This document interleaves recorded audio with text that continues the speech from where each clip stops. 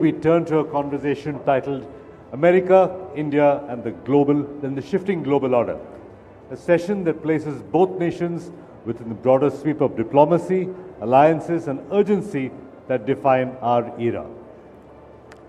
Our guest has served as a 5-term U.S. Senator, the 2004 Democratic nominee for President, and as America's 68th Secretary of State, where he led the Iran nuclear deal, re-energized U.S. engagement in Asia, as well as helped to shape the Paris Climate Agreement.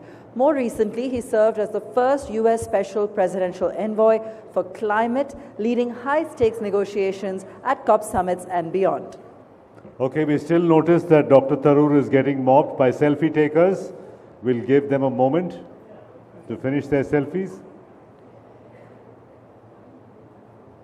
In conversation with our special guest this evening is the Executive Editor of the Economic Times, Shruthijit KK. Please welcome to the stage, ladies and gentlemen, as he enters the room, the 68th U.S. Secretary of State, Mr. John Kerry.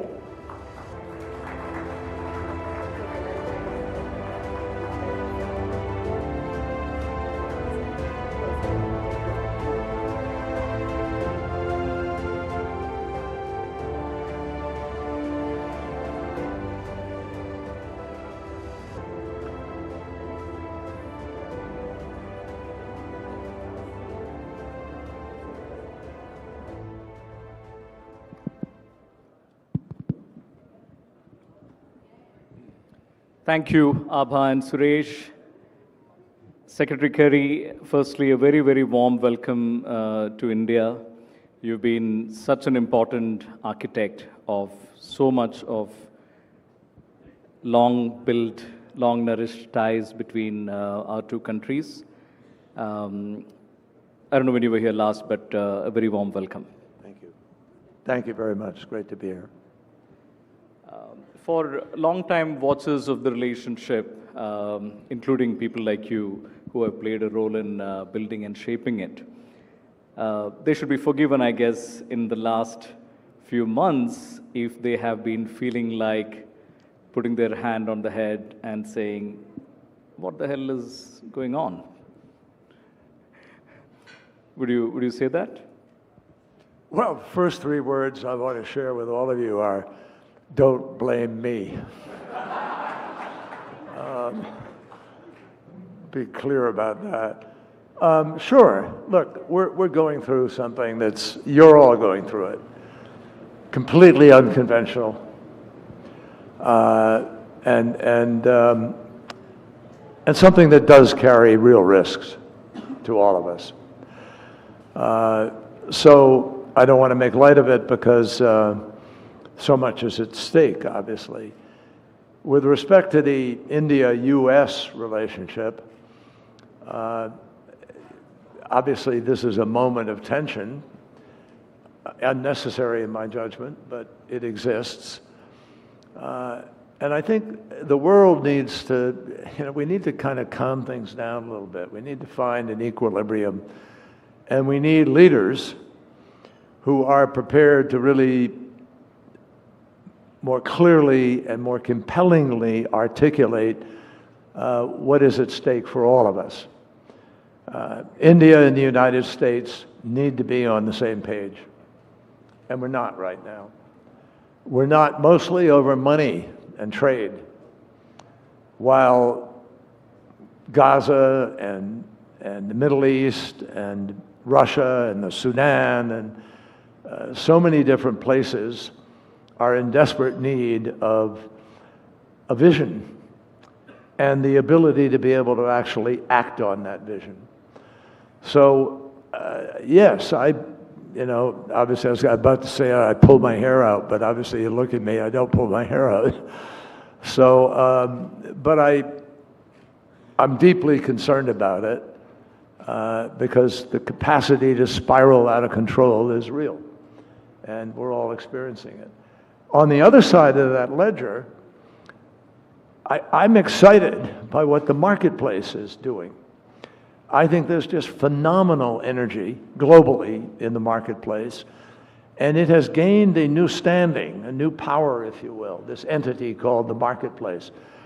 A lot of CEOs around the world are, while they're being careful not to upset certain places and people, they're continuing to invest very, very heavily in something like energy transition, various technologies. And you look at the level, I just today checked it out of curiosity, and I was blown away, because only 2 years ago we were talking about a United States at 23 trillion in GDP. Now it's 30.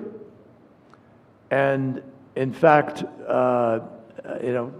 China, in terms of purchase power parity, is ahead of the United States. And you look, and India is almost equal, just shy. Europe as an entity is, as a whole, right up there. So there's a force in all of that. Money and capacity to move is more of an actor, almost individually, than it has been, in my judgment, through my lifetime. And if that continues to be directed in the way that it is, it's going to be very hard for, no politician is going to be able to derail it. Even now, I say that. This will be a hiatus. It will be difficult, complicated, but we're going to get through this. And I'm really confident about our capacity to affect people's lives in places where they need to be affected the most, much more than we've ever been able to previously, if we pull ourselves together and focus on doing that. So yes, it's a dangerous, complicated time, but it's also a time of enormous opportunity, of enormous excitement in many ways. I'm very optimistic about the road where we can get to. That's really interesting. What you're saying at one level is that the momentum in trade and people-to-people ties and all the other ways in which countries and peoples are bound together is much more resilient, perhaps, than one government or one term of a government and so on. And that makes you optimistic. Well, I think it is, needless to say. Look, can the president of my country do damage to certain things along the way? Yes, and it's happening. We know that. We all have seen that. Pulling out of the Iran nuclear agreement, for example, in the first administration, Iran destroyed literally tens of thousands of centrifuges. And we had moved to take a nuclear weapon off of the table as an issue. And they were complying. And then suddenly the president came in and just got out. And now we've seen where that led us to. We've seen what the bombs have done, or we're beginning to understand what they've done or not done, as the case may be. So I think that we have an opportunity here, particularly in something like the energy transition. I'm now a executive co-chair of an entity called Galvanize. Galvanize, focused on the energy transition. And I see things happening, some of which we're invested in. AI software to help manage energy more effectively, but also manage the distribution. Geothermal companies, new batteries, better battery storage, better.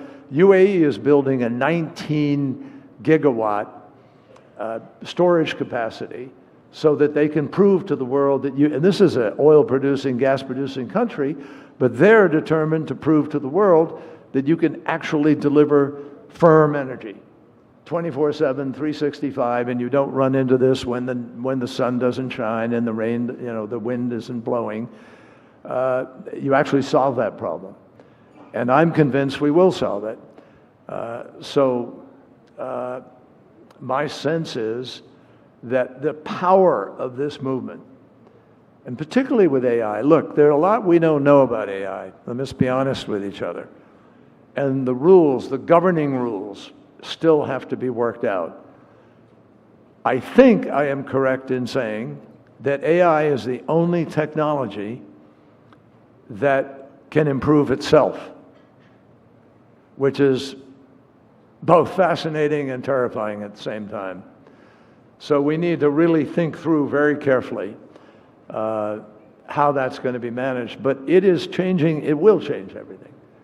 I mean, we were just talking in the green room a moment ago, people who write code. Now AI writes a lot of the code, not all of it.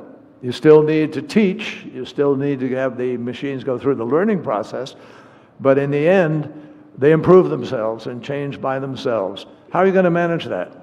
What are the implications of that? Where is that going to take us? And I don't think you can just be laissez-faire and leave that to, Providence. I think we have to really figure out what we think is a matter of concern and how we're going to manage it as we go forward. But no question, it is going to have the most profound impact on how we work, where we work, who works, what kind of work is done.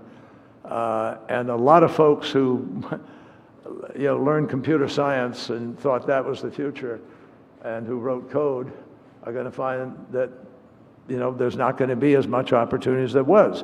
One of the things coming at us is a question of middle layer, white collar job loss as a consequence of AI. And these are the things we're all going to have to get ahead of together. And that's why I think having a battle in many of these battles that are being fought publicly right now, I think interfere very negatively with our ability to be doing the real things we ought to be doing to coordinate our activities together and work together. There needs to be much more global cooperation in calculating sort of how we are all going to manage this and manage it in a way that does what we need to do. I mean, India plays such a key role, in my judgment, because it is a developing country, because it is managing poverty and the transition as effectively as perhaps we can, and in the United States, certainly, you see Indian American leadership at Federal Express, at Google, at Microsoft. I mean, it's extraordinary, the input that India is having in our country itself, and we need to honor that and recognize it and be grateful for it. No, indeed, Indian origin CEOs truly are ruling the roost in a lot of the top corporations in the world. And sometimes, in fact, I wonder whether we truly appreciate in this country what an extraordinary moment it is, and when we might ever have this kind of situation where so many of the top global tech firms are led by Indian origin executives. I want to speak for a moment about this whole matter of the shift of the world towards a more multipolar kind of an alignment. It has been said, at least for the last decade and a half, that the decline of the United States as the apex power in the world has begun, and we are moving towards more of a multipolar alignment of the world. And do you think that the kind of aggressive foreign policy stance that we are now seeing from the United States might accelerate the shift to a multipolar world? That's a really good question, a great question, and it raises the issue of not only polarity, but also the issue of decline. So let me try to address both if I can. Was it Mark Twain who said the rumors of my death have been greatly exaggerated? Yes.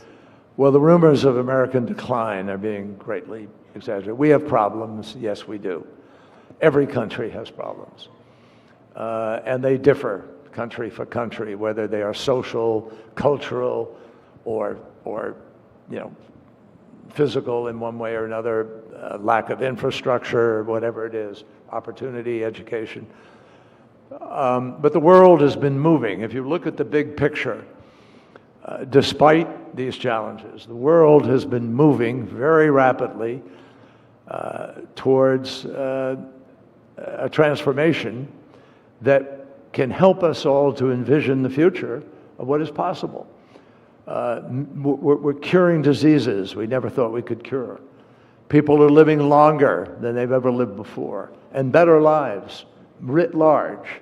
despite horrible things happening in places where we don't want them to be. But fewer people are dying violently around the world today than at any time in human history, despite an ISIS or a, terrorism, an act here or there. We're growing in our capacity, maturing, I hope, and women have a far greater ability to participate, to make a difference, to change the world, to be executives, to be CEOs, to be presidents. And so then 20 years ago, 15 years ago, and I look at the bigger picture of the transformational track, and I think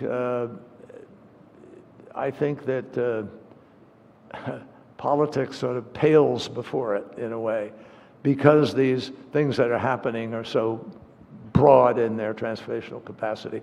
So I was just talking about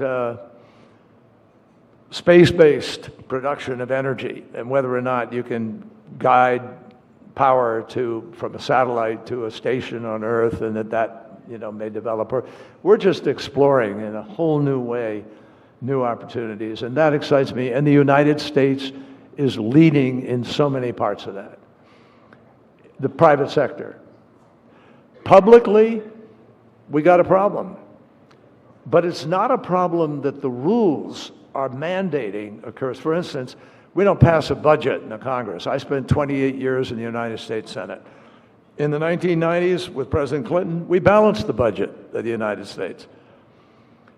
And I began to see things change in our politics in 1994 with Newt Gingrich and the Gingrich contract and so forth.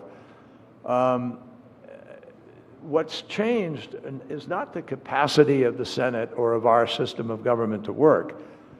It's the people who can make it work or don't. And so right now, we need to change some of that. I mean, that's frankly what we got to do. We got to find a generation that wants to, and it's there, I think. I think the younger generation is fed up with what they're seeing. And they do have the ability to change it. Right now, our democracy is still vibrant and capable of doing that. I know a lot of young people who are entering entering into the fray, who just don't want to put up with the nonsense. They're tired of the polarization. We don't need to be polarized. And politics, history, runs in these currents. You all know that. India is so sophisticated regarding so the philosophy of governance and of life itself. And I think as we look at where the world is going, there's reason to really be optimistic about where we're heading now. The question of multipolar. That's what we want. The United States should not feel threatened. I argued this for a long time as Secretary of State and otherwise.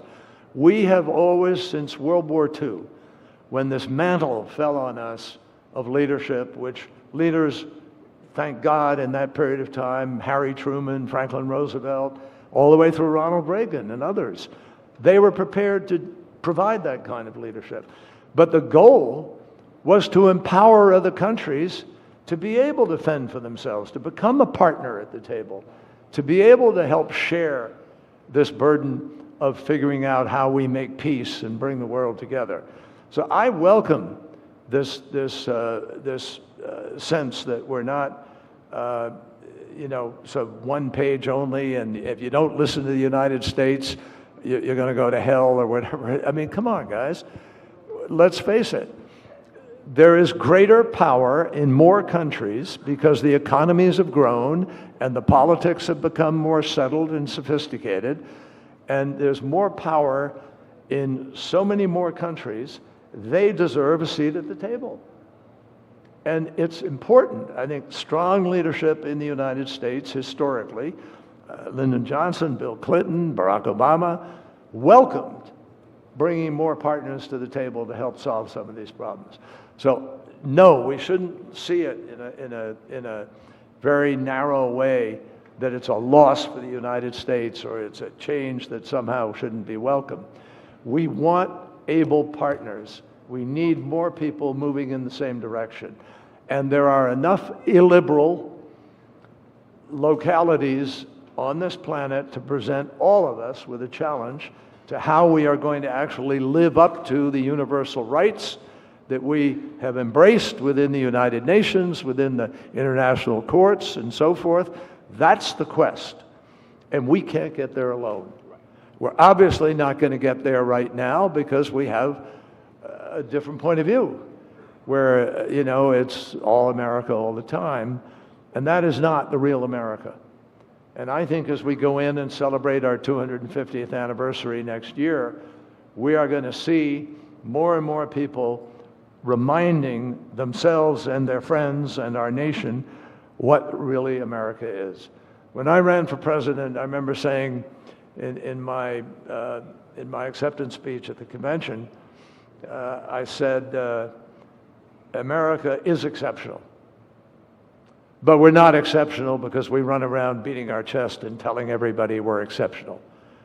We're exceptional when we do exceptional things, like putting $30 billion into AIDS efforts in Africa, or when we are the first on the ground to help with an emergency where something terrible has happened, or vaccines on COVID.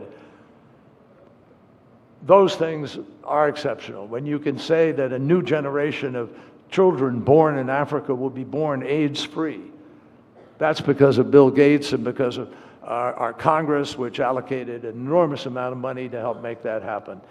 And no country has conquered as many square miles or countries as the United States of America and given it back. Didn't try to keep it. I think that's something that we don't celebrate enough. So I have great confidence that we will get through this storm, and you will, I am confident, see another generation coming along that's prepared to partner with India and other countries that want to help truly make peace on this planet. Since you quoted Mark Twain, I'd like to quote Henry Kissinger, who famously said that to be an enemy of America is dangerous, but to be its friend... Henry Kissinger didn't make us laugh as much as Mark Twain, so I don't know, but anyway. But to be its friend is lethal or fatal, he said, I think. Is there concern across the party aisles in the United States that the United States might be losing friends around the world far too soon as a consequence of decisions made in recent months? Sure. Yeah, honest answer is yes. We are concerned. I think this current struggle between President Trump and Prime Minister Modi is unfortunate, and it seems to me it's a reflection that great nations don't necessarily exhibit greatness by giving people ultimatums all the time without sort of a more genuine diplomatic effort to try to find common ground and do things through the normal course of business. From my own judgment, there's a little bit too much ordering people and pressuring people, pushing people around to do one thing or another. And the real way you're going to get there is through cooperation, through respect. You know, I negotiated with China for the last 8 years, not with one hiatus, obviously, during the first Trump administration, but I did it on behalf of President Obama, and then I did it again on behalf of President Biden, who asked me to be the climate envoy. And I negotiated climate even while we were not talking to China on anything else. We managed to say to people, that is a universal issue, not a bilateral issue. And we need to respect the rest of the planet and do what we need to do to deal with the climate crisis. So we kept negotiating, and China moved. It moved because we engaged in diplomacy from not listing all greenhouse gases in their goals. That changed. They changed by moving to a national program to deal with methane, and its very destructive impact. They moved to accelerate their efforts in this decade. And guess what, folks? Boy, have they accelerated. They are the #1 producer of renewable energy in the world, and China alone has produced more renewable energy than all of the rest of the world put together. So, you know, sometimes you're surprised by what you've been working for. You get more than you thought you would. China, we now need to counter that, frankly, effectively. And when I was climate envoy with President Biden, we put $500 million into a new solar plant here in India in order to try to accelerate the capacity to be able to develop alternative supply chains. And what we need now is a greater push on a global basis to develop those supply chains, not just as a defensive measure or even an offensive measure within the trade scheme, but because that's the only way we're going to win this battle. We have to accelerate, all of us. But I think that the capacity to do that without always slamming the table and putting, you know, pointing your finger at somebody and putting your finger in their chest and saying, do this and do that or else. It's not always the best way to get things done. I want to talk about climate a little bit. You know, countries like India, many developing countries around the world have always argued that we need greater support in terms of both technology and finance to effectively move away from carbon-emitting sources of fuel. With changes in technology and with many renewable modes of energy becoming cheaper, are you hopeful that there can be more progress in that kind of equation? Well, SK, I'm not only hopeful, I'm motivated. I mean, this is what I'm spending my life doing now as co-executive chair of Galvanize. My other chair is Tom Steyer, who ran for president briefly, pushing the need to accelerate our efforts to deal with the crisis, and Katie Hall, who is the chair of the board at Princeton University and ran her own company until recently. She just sold her company with $46 billion assets under management, so she's very successful. The three of us and the company are fixated on the idea that the way to really accelerate this transition is to prove to people you can make money. Let's use capitalism. Let's use the profit motive to show people that it's not just over there in gas or oil or whatever, but it's over here in these new technologies, which if we deploy them fast enough, people will realize, oh my God, this is cheaper. This is cleaner. This is without the impact of diseases that come from bad air. This is without cancer that comes as a consequence of what we take in, unwillingly into our bodies, because we insist on continuing to light our factories, to heat our homes, and to move our vehicles, burning fossil fuel without capturing the emissions. If you can burn it and capture the emissions, go for it. Terrific. But that's not what's happening.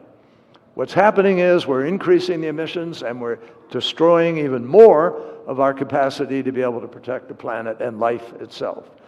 And so what we're trying to do is show people you can make money here. I'll give you an example. I'm not here to sell at all on the company's behalf, but the theory is something people need to embrace. We have a public equities strategy.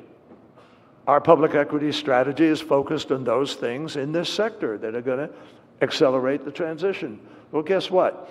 We were #1 globally in year to date on those public equities, where our nearest competitor had a 14% increase. Some people were in single digits, some people lost. We were at 26.8, about 27% profit. That's what's out there.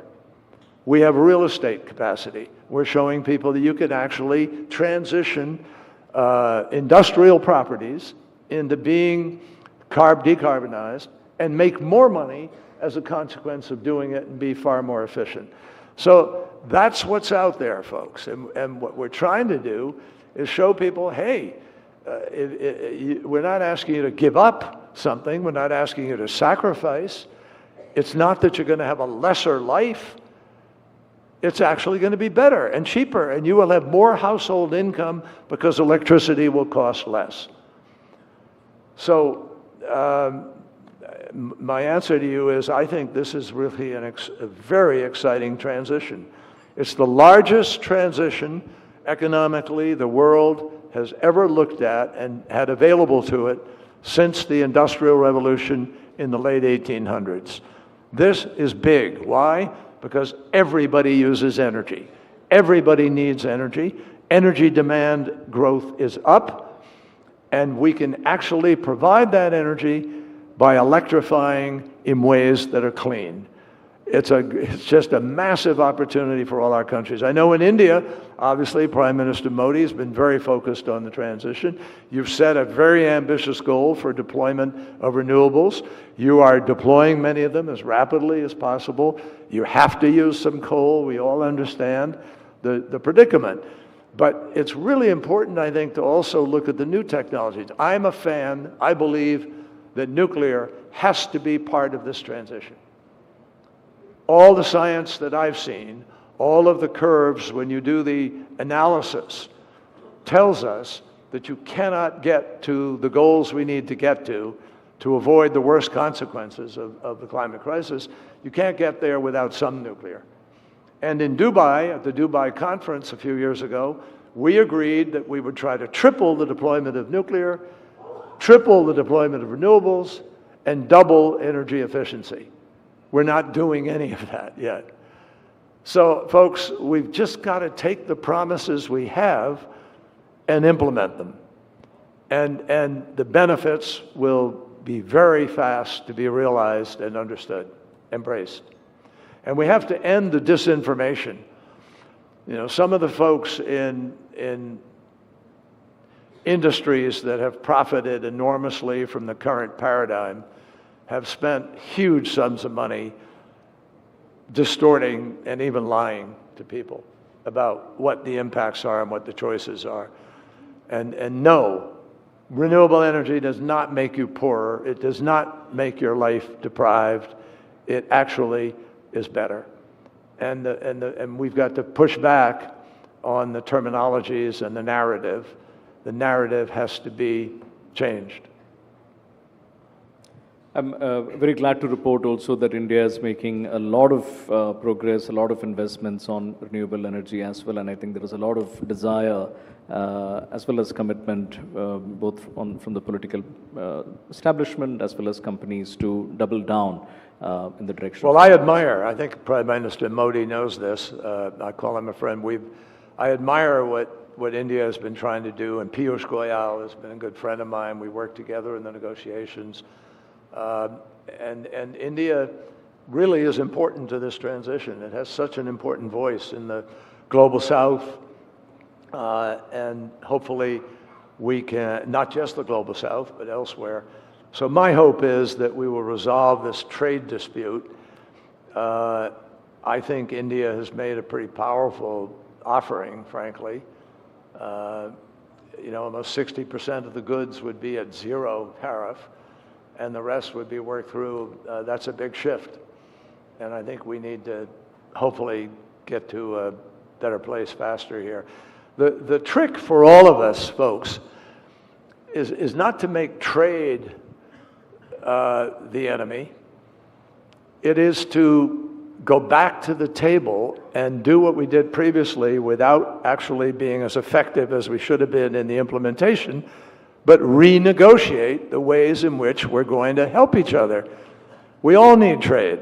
We all have certain goods. Some will produce more of one thing, some others.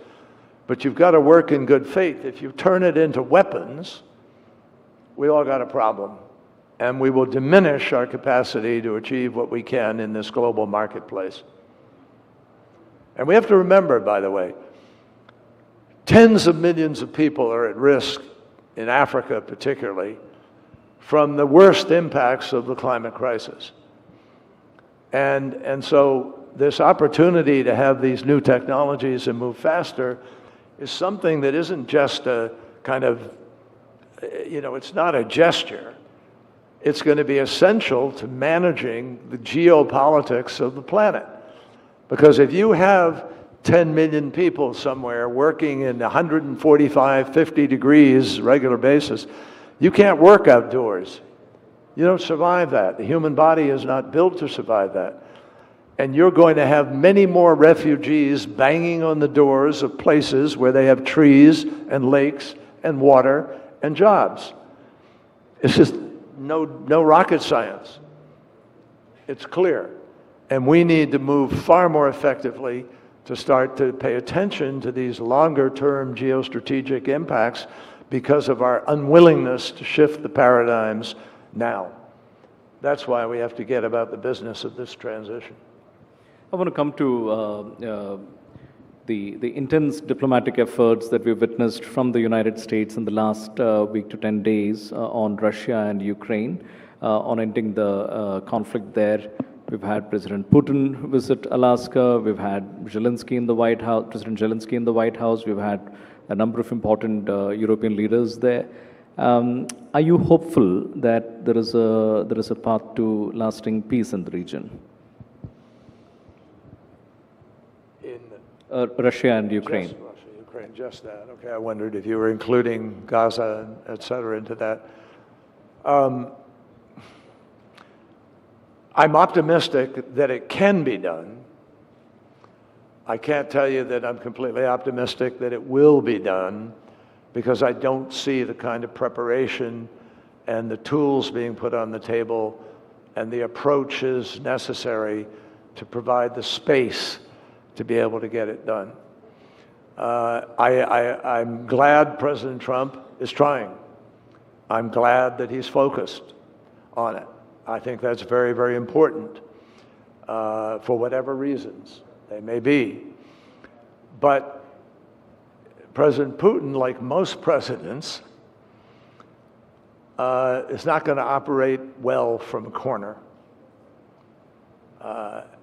And you're not going to suddenly have a breakthrough sitting around a table in public when there are as deep a set of disagreements and challenges as you have with respect to NATO and NATO deployment, with respect to international law and the invasion by one country of another country to change the nation, the lines of the country.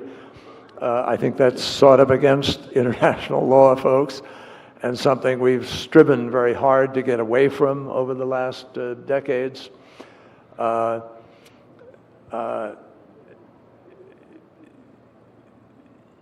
You had European leaders rushing to be part of this, not because they all just want to be included, but because they are terrified about what might be agreed to without them being at the table. And that's not a particularly good equation to really find what we have to find going forward here. I dealt with President Putin a great deal. I think I talked to him more than anybody else in the Obama administration. I went to Moscow many times. I saw in Sochi. And we actually were able to cooperate on things. We found a way to find the way forward. He cooperated and helped us on Iran, on the Iran nuclear agreement. Sergei Lavrov and I were able to negotiate getting chemical weapons out of Syria and destroyed in the middle of a war. Never before have weapons of mass destruction been taken out of a zone of conflict during the conflict. Well, we did it. And we did it. President Putin consented and helped. And in fact, Russia was responsible for the destruction process of the chemicals. We cooperated on Ebola being stopped in West Africa, where we all had to come together to take immediate actions to try to do things. President Putin joined in creating the largest marine protected area in the world down in Antarctica. And I heard from him every grievance. I could give you the whole spiel, we don't have enough time, that encompasses missiles being, defense missiles being deployed in proximity to Russia in ways that he deemed changed their first strike perceptions and security. The constant expansion of NATO in ways that he felt, at least, threatened, so forth. I'm not here to speak for him. I'm just saying to you, there are a lot of issues there that need to be dealt with, and it takes a lot of work to begin to be able to get at them, lay out the way forward, and begin to make the difference. I think there is a clear solution. I'm not going to lay it out to you now. It'd be inappropriate for me to do that. But there is a way to resolve and end this war. No question in my mind. Right now, President Putin doesn't want to. And he has no intention of ending it right now because he sees that he's gaining on the ground and he sees disarray within the West, particularly because of President Trump's point of view as to whether or not there's a staying power there. President Biden said, we're there for Ukraine as long as it takes, whatever it takes. You have never heard that from President Trump. And so the calculation of President Putin is, I can just wait this out and keep pounding away. Moreover, he has a war economy now. Russia, for all the power of Russia, Russia has a very small economy, folks. And an increasingly aged, old kind of economy. I mean, you all tell me what Russia makes that's new, that's important to the world, that can be sold on a huge basis, other than being gas station, a lot of gas. So the propositions for Russia, it seems to me, for the long run, are very serious. And I think maybe the world could put on the table some ways in which you resolve the security components of Russia's threat, but also resolve the security needs for the long term of guarantees for Ukraine. Both are owed to both. And I haven't seen that kind of discussion taking place. So my hope is, yes, there is an ability to end this war. It should be ended. I think there's a way to do it in a way that reflects certain sensitive realities, and I hope they will get there. John, I want to quickly also get your thoughts on the worsening and deepening humanitarian crisis in Gaza. Is the world responding with adequate alacrity, and does the two-state solution still have some legs? Well, it's a great question, and it's a huge topic, obviously. I spent many, many, many hours with Prime Minister Netanyahu, with President Abbas, and President Obama gave me great leeway to try to move the process towards a peace, two-state solution. So I'm going to speak some very direct truths to all of you here and answer that question. On October 7th, what happened with the attack by Hamas on Israel was a game changer. And it deeply, deeply traumatized Israel and Israelis for reasons we can all understand. It was grotesque. I fought in a war in Vietnam. I learned a lot about war, part of which I would summarize by saying how stupid it is.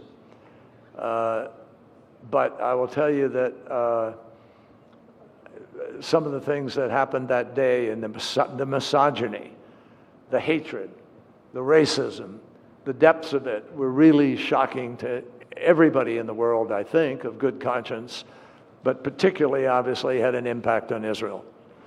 Part of that impact was an impact that concludes, quite rightfully, that you can't just move to a two-state solution, because Israelis are traumatized enough to have no confidence whatsoever that their security can be taken care of, or that Hamas won't just do it again, so forth. So I'm very sensitive to, and I understand the complication of, you know, where you go, but at the same time, that is not an excuse for 2,000-pound bombs going into an apartment building where there's one woman and one child, or several, or whatever. I mean, and President Biden worked hard to try to say, look, yes, you've got to respond. Yes, it's appropriate to target Hamas, but you got to make sure it's Hamas. And you got to make sure that you're doing this in a way that conforms to the laws of warfare and to the standards of behavior. And I think many people have deep questions about that. You know, women, children have been shot trying to get food. How does that happen? And so I'm not going to go through all of the episodes, but I would just say this, you know, the government of Israel today is a government made up of people who do not believe in a two-state solution. Every single member of the cabinet that I was working with when I worked with Prime Minister Netanyahu, not one of them would publicly support a two-state solution. So if you have a government that you're dealing with that is not committed to do what you're trying to do, you got a big problem. The world has a big problem as a result of where we are. And I showed President Obama maps that laid out the transition that was taking place while nothing happens. Specifically, in 1993, with the Oslo Accords, it was agreed that there would be a transfer of land to the Palestinians over a period of time. And that has never happened, never even began since 1993. And the West Bank was divided into an A, B, C area, where Israel had total control over one part of it, Palestine, Israel shared control over the other, and the Palestinians had control over one small piece. In 1993, when those accords were made, there were 100,000 settlers in the West Bank. Today, there are over 650,000. And they're being armed, and some people are engaging in violence against other people with those armaments, are killing Palestinians in the West Bank. So what is happening is, in my judgment, really dangerous and contrary to the best interests of Israel, as well as to the capacity to be able to even think about the possibility of a Palestinian state somewhere down the line. It's a very, very difficult situation.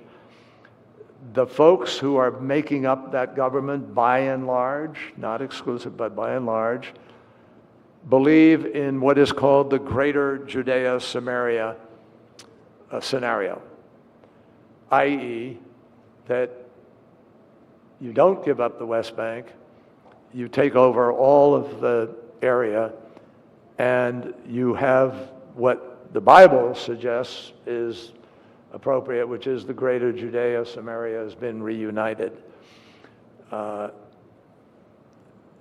There are many people who are convinced that Israel intends to annex the West Bank and annex the Gaza. They're now moving into Gaza, as we're all seeing, ferociously. And it's very, very hard to see how you ever, with those circumstances, make peace, real peace. Saudi Arabia will not move as long as there is not a two-state solution on the table. The rest of the Arab world is not going to respond unless there's a two-state solution on the table. And right now, it's not on the table. And so how you begin to really build the capacity to have two states, ultimately, is a very different discussion from the kind of discussion that's been going on lately. And so I think it's a very dangerous and deeply disturbing scenario that's taking place right now. many violent hotspots around the world, and yet much to be optimistic about, including the progress happening in energy transition, climate, and other areas. As we head for dinner in these rather safe and comfortable surroundings, perhaps we can spare a thought to our less fortunate brothers and sisters in these violent hotspots who are in the throes of death and destruction. Secretary Kerry, thank you so much for being with us here this evening and for sharing your thoughts on a range of topics with us. Ladies and gentlemen, a big round of applause for Secretary Kerry.